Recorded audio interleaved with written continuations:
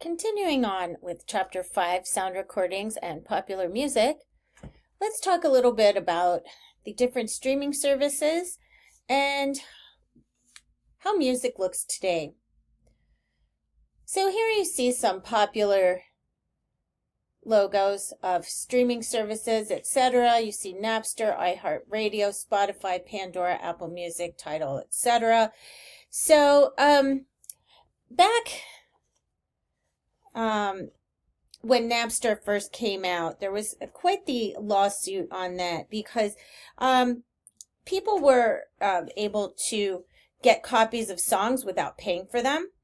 And that file sharing site, like Napster, the U.S. Court of Appeals sided with the recording industry when it decided that free file swapping violated music copyrights and led to Napster's quick demise. Legal music downloads like Apple iTunes Store, first big business success in music downloading, and by 1911 the music industry was making more money from digital downloads than from CD sales.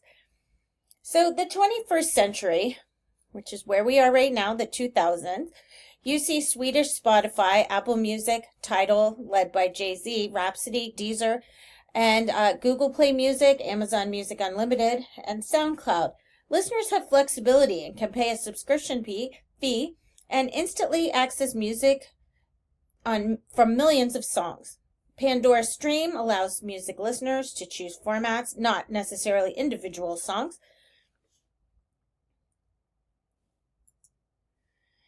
So the rivalry between radio and recorded music, technology, and the business relationship. The recording industry has also changed with the times.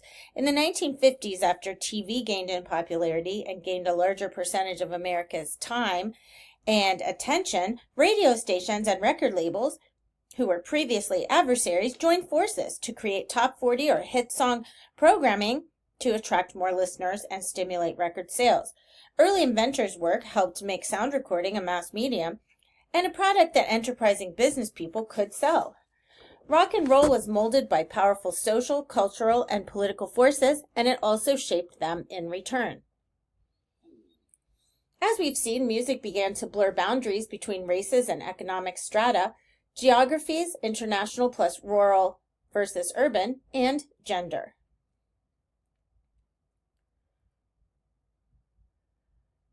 So, pop music appeals to large segments of the population, can include jazz, African blues, and gospel.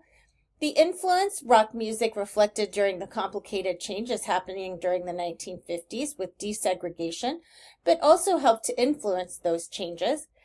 And some conflict that came out of this. White covers of R&B music seemed to undermine black artists until 1962 Ray Charles produced the song and released I Can't Stop Loving You, and it made the #1 spot.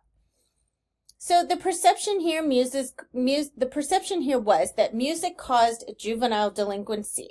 However, was it the cultural changes plus just more juveniles with the baby boomers after World War II? There were just more young people in the world at that time, and the world was changing at a rapid pace. So rock music does blur boundaries between economics, gender, rural and urban, the North and the South, and God.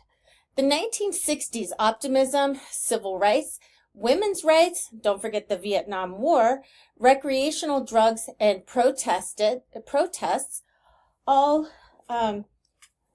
provided song topics, and of course messages to be put out there. Punk rock in the 1970s, 80s, and 90s provided a space for rebellion. Anti-record business is what some of these songs were about. Also, a lot of songs were about politically or socially defiant messages. Here are some lyrics that might inspire you or might help you understand our concept here of defiance. Don't ask us to attend because we're not all there. Oh, don't pretend because I don't care. I don't believe illusions cause too much is real. So stop your cheap comment because we know what we feel. So here we are, country remaining strong during the 70s through the 90s. Grunge very popular in the 1990s with Nirvana, Pearl Jam, Soundgarden, etc., etc. Hip hop joins the mix in the 90s.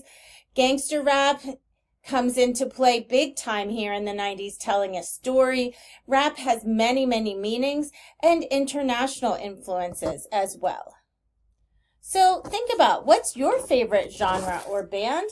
I just have a montage here for you guys to just like look through and see what any of these bands resonate with you. Rock and roll was molded by powerful social, cultural, and political forces, but it also shaped them in return. So don't forget that. And it blurred boundaries between race and economic strata, geographies, and gender. So rock blurring boundaries, as we've seen. Rock and roll began by blurring the boundary between black and white, but it broke down additional divisions as well between high and low culture, masculinity, femininity, country and city, north and south, the sacred and the secular.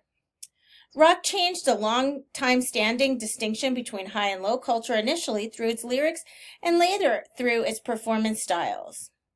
In 1956, the Chuck Berry song Roll Over Beethoven with low culture, rock and roll, with high culture through lyrics that included reference to classical music. Masculinity and femininity, rock and roll was also the first pop music genre to overtly challenge the assumptions about sexual identity and orientation. For example, Mick Jagger with his androgynous appearance and Little Richard with feminine costumes, hairdo, and makeup. The country and the city, rock and roll also blended cultural borders between early 20th century black urban rhythms with white country and western music. Rockabilly was formed by hillbilly, southern gospel, and blues artists like Buddy Holly and Carl Perkins. The North and South were merged by rock blurring the line between northern and southern influences. Perkins, Elvis Presley, and Holly carried southern music styles to northern listeners. Sacred and secular, a lot of churches today try to bring in younger people by playing Christian rock music and have bands that lead the choirs. The volatile decade of the 60s brought about change in social and cultural and political shifts, and pop music reflected those changes. As pop music continued to adapt, it spun off into several genres. Those were, as we mentioned before, punk, grunge, hip-hop, and country. So let's talk a little bit about other types of music. Like the British Invasion, the Rolling Stones developed a style embracing gritty, chord-driven, high-volume rock, which later led to rock, punk, heavy metal, and grunge. And the Beatles, however, with their more accessible, melodic, softer sounds, paved the way for new genres like pop rock, power pop, new wave, and alternative rock.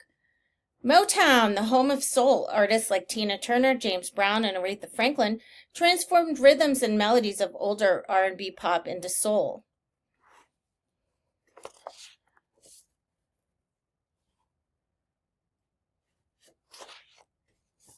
So the product really is the music of this business. Sound recording is a complex business with many participants playing many different roles and controlling numerous dimensions of the industry.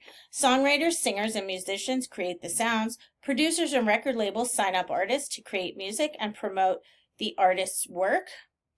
Managers handle bands, touring schedules, and agents seek the best royalty deals for their artist clients.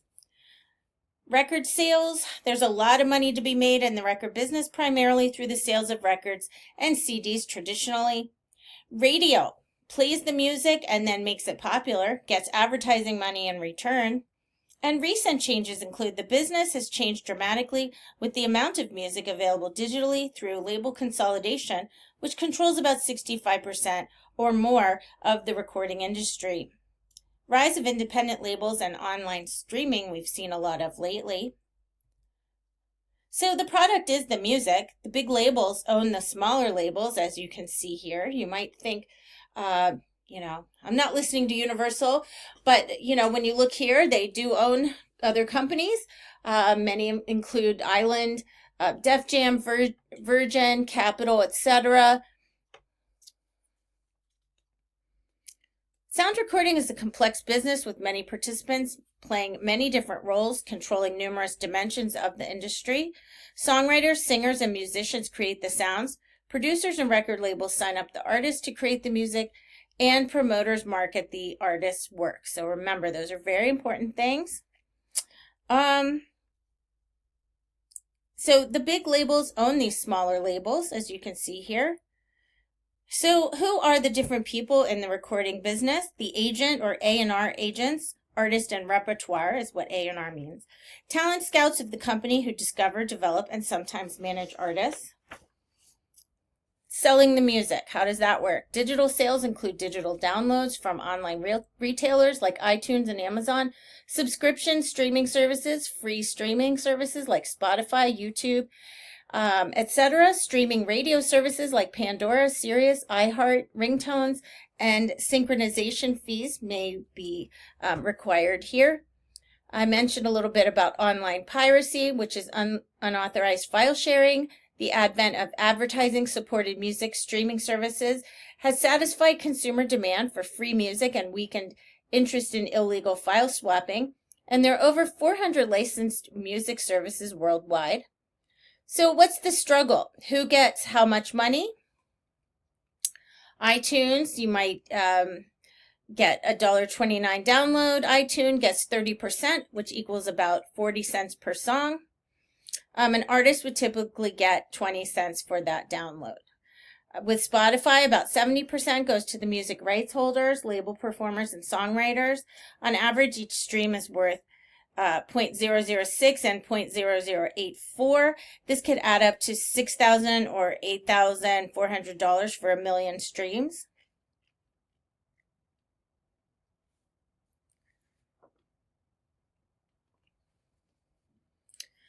So in the music business, we have agents and talent scouts, managers, recording session, you have to pay for that, the space, the equipment, the producers, the engineers and the techs, printing and packaging of the music if it's a physical piece of music like a record or CD, marketing, and of course touring.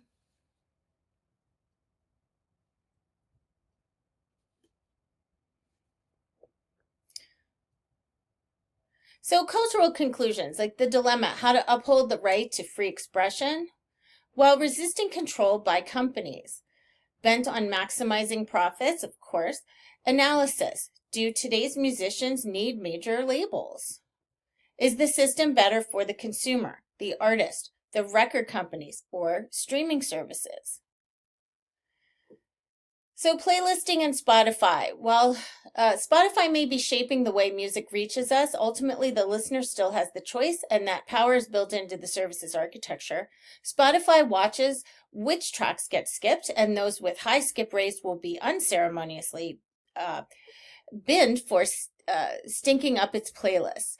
The onus, therefore, remains mostly on artists and labels to whip up momentum. There's a massive difference between being added to a playlist and what you get out of it, Hemmings says.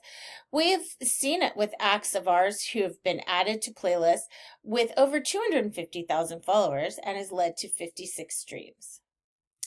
Before I quit here, I would just like to mention we were talking a little bit about music rights holders. And I would just like to mention ASCAP, the American Society of Composers, Authors, and Publishers, SESAC, which is the Society of European Stage Authors and Composers, BMI, which is Broadcast Music Incorporated, and mechanical royalties are usually split between the music publisher and the songwriter. So if you're if you're a writer of music or you're a musician, you want to get paid for your product, right? Your music. That's your job. You need to get paid for it. So you will probably end up with one of these companies who will make sure that you will get your royalties. I just want to mention the 360-degree deals that a lot of the artists and the music industry companies strike a deal. It's a business relationship where the company agrees to provide financial and other support for the artists, including direct advances, as well as support in marketing, promotion, touring, and other